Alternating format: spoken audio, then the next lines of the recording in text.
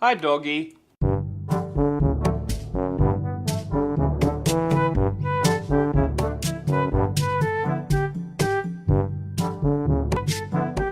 The Disaster Artist was directed by James Franco and it also stars James Franco as Tommy Wiseau, along with his brother Dave Franco and his best friend Seth Rogen. And this movie is about the making of The Room. It's about the true story of how Greg Sestero and Tommy Wiseau went to LA trying to pursue their career in acting, and then that didn't go so well, so they ended up making their own movie. They tried making their own movie with Tommy Wiseau's Endless Cash, and this is about the story of these two people and their friendship and the movie that they made. Because The Room is such a cult classic, it's so bad, but it's also, like, hilarious. It's so funny. I did a huge video talking about The Room, and even though it's awful in every way, it has a special part in a lot of people's hearts, including mine. No bad movie is as fun to watch as The Room is, and it was a perfect idea to make a story surrounding around this whole thing that happened, especially because Tommy Wiseau is one of the most mysterious figures, I think, in the entertainment industry.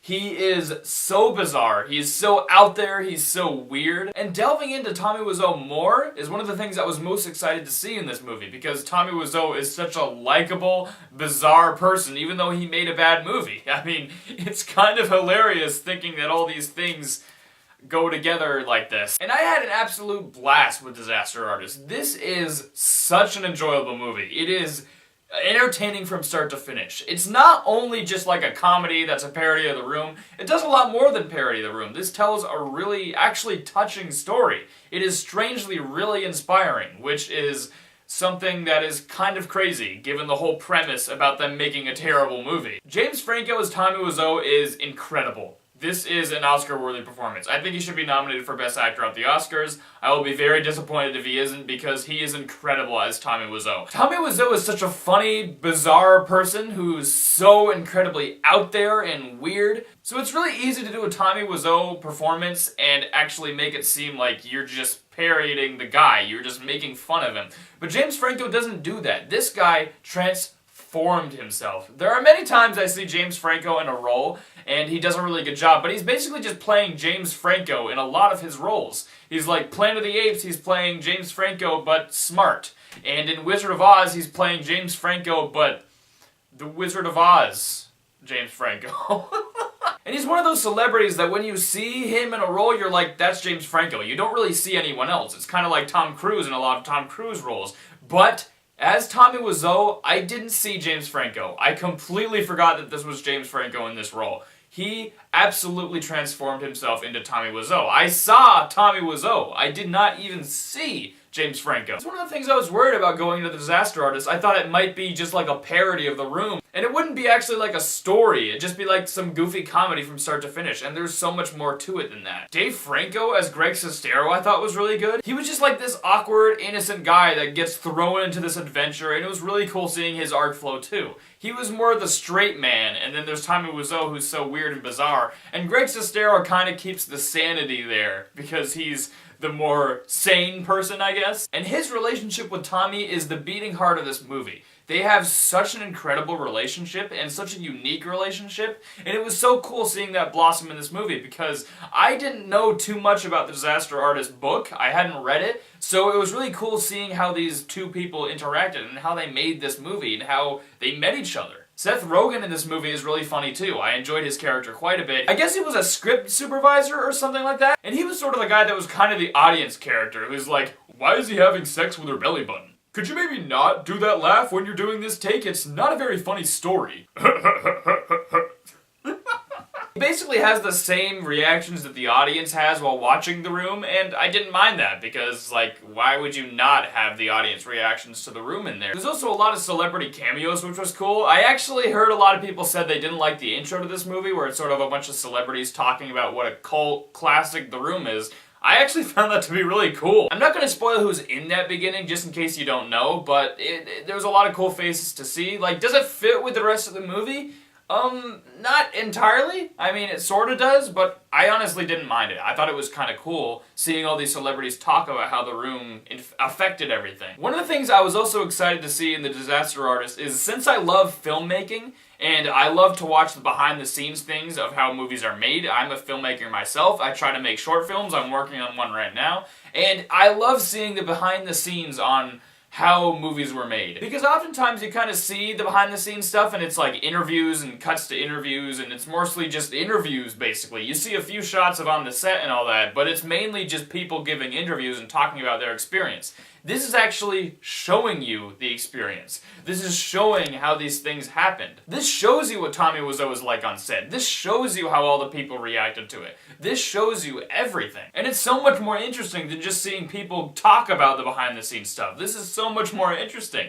Like, they should make fictional movies about the behind-the-scenes of other movies more often. I'd honestly watch them if they were actually, like, worth it. Like, if there was a Star Wars holiday special behind-the-scenes movie that could be made, I would want to watch that! The Disaster Artist really does show you what biopics can do. Like, I've always wanted a Frank Sinatra biopic. I've always wanted that to happen. Like, if I ever got into Hollywood, that would be my passion project. I'd want to cast Chris Pine as Frank Sinatra and a bunch of other people. The Disaster Artist, since it is sort of like a biographical movie, it just reminds me more of how I want to see a Frank Sinatra biopic. Like, because there's so many cool things you could do with biopics now. Like, they could be a really cool genre in the future. I mean, we've already had biopics, of course, and we've had a bunch of them and stuff, but I think they could get even bigger than they are, and I'd really enjoy seeing that, because biopics just interest me. Seeing the life of a celebrity in general kind of interests me. It's kind of one of the reasons why Birdman is one of my favorite movies. Even though it's not a true story or anything, it is very reminiscent of Michael Keaton's life. It is very reminiscent of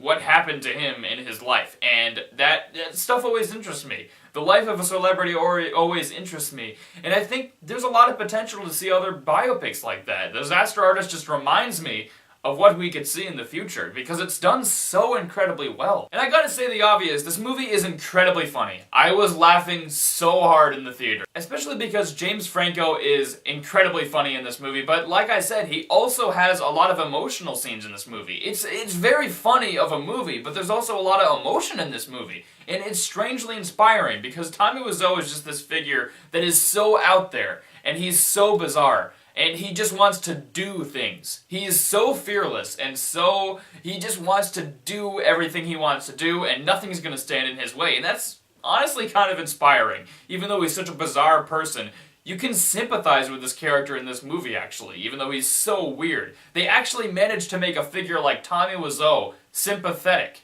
and you could actually feel for him, which was really insane. Because like I said, it could have just been James Franco is just parodying Tommy Wiseau and he's being goofy the whole time. But no, there's some great drama in this movie. There is scenes in this movie that I feel like could play on the Oscar screen when James Franco was nominated and you could see his Oscar clip. There's scenes like that in this movie that remind me of Oscar scenes. Because one of the things I wanted going into this movie is I wanted it to be a dramedy. I wanted it to be a comedy but also a drama, and it gives that. It's very serious at times and it is incredibly goofy. And it's inspiring, really. To see that this guy made this movie where everything was going wrong and everything was going terribly and the movie itself was awful. To see that he was able to make that and get some sort of a following, even if it wasn't the way that he expected, to get as big a following as he got is just inspiring. The Disaster Artist makes you want to go out there and just make movies. It makes you want to just accomplish your dreams, and that's a thing that I love about Disaster Artist. As far as negatives go, I'd say that really the only things that I had wrong with this movie is that I wish it was honestly a bit longer. I wanted to see a little bit more of the behind the scenes of the movie. I wanted to see a little bit more of the audience reaction to The Room.